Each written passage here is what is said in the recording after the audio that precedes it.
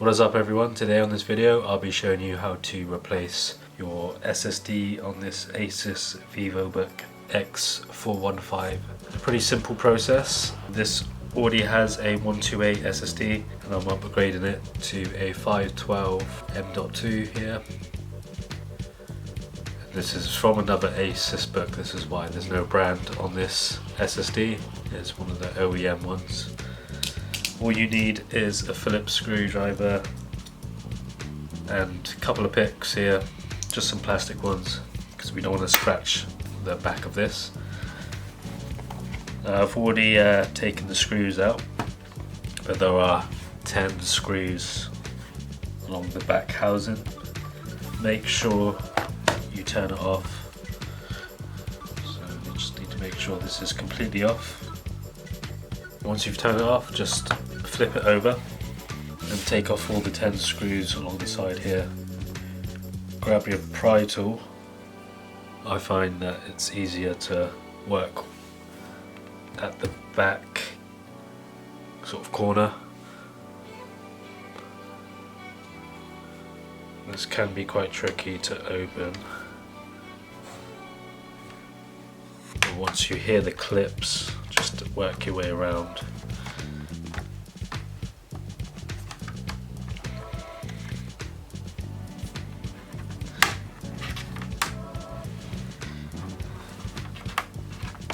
And this doesn't void your warranty. When you open this, there is no warranty sticker anywhere, so don't worry about that. The back should just pop off like that. Pretty simple. So we got our SSD storage here, our RAM, our battery, which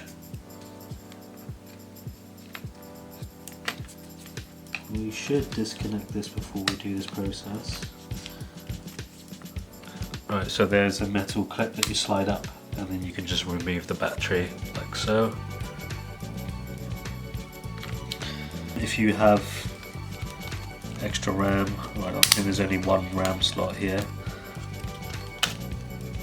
It's got some insulation tape over it, but this is how you upgrade the RAM. Just remove this tape. It's a DDR4, there's only 4 gigs, so this definitely needs to be upgraded to at least 8 in today's standards. I don't have another RAM card with me, so I can't actually do that yet. I'm going to remove the original M.2 here. Weird thing is, this looks like it has a slot for another hard drive, but I actually don't see any connections to connect another hard drive here. So for some reason they've took out this hard drive connection, so you can't actually put another hard drive in, because you could put another 2.5 SSD here if they included the cables, but this doesn't seem like there is anywhere this can go, so I'm not too sure about that. Maybe older models just had this and they didn't have the M.2, but that's such a shame because it's just kind of wasted space here, not doing anything. So there we go, that absolutely fits another hard drive here. I guess there's some kind of cables that you get, I don't know. So far we've only got just this M.2, which let's replace. So grab your screwdriver just to remove the one screw. Well, there's more like insulation tape or casing around this. Let's just slide this out. I think it's kind of stuck on. Let's just try to remove this tape here. This just slides out. And this is a Forsee 128. I've not heard of that brand before. Forsee 128 M.2. Now let's put this one here.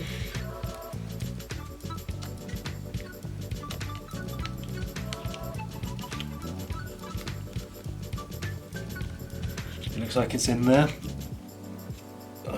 So pretty simple stuff. just pop the back plate back on here. Make sure everything is connected right, and then reconnect the battery.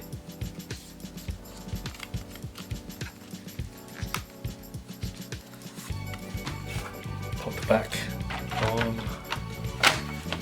Now we need to reinstall Windows 10 on this device because there isn't an operating system on the M.2. So you grab a USB stick that has Windows 10 on it, and all you have to do is just go onto BIOS like you would when you would reinstall an OS. Change the boot option to load the USB stick. Alright, so I just loaded up to the boot manager mode.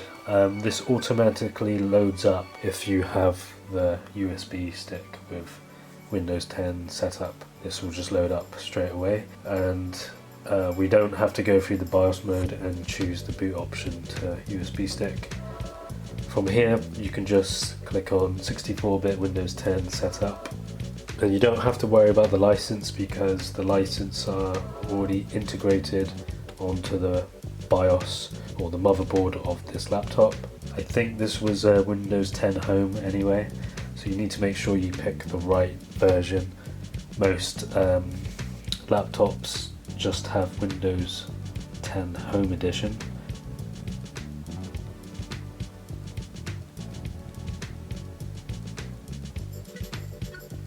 Right, then I just want to click install now.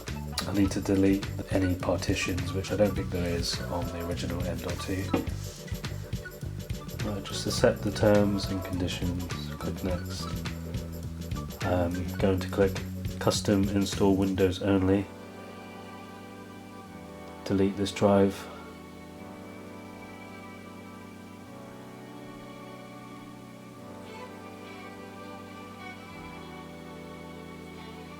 Right, then click next. And there we go, we are now currently installing Windows 10. So pretty simple setup of how to upgrade the storage space on this Vivobook X415M. If you do have any questions, then please comment down below, and I hope this tutorial has been useful, and I'll see you again on another video.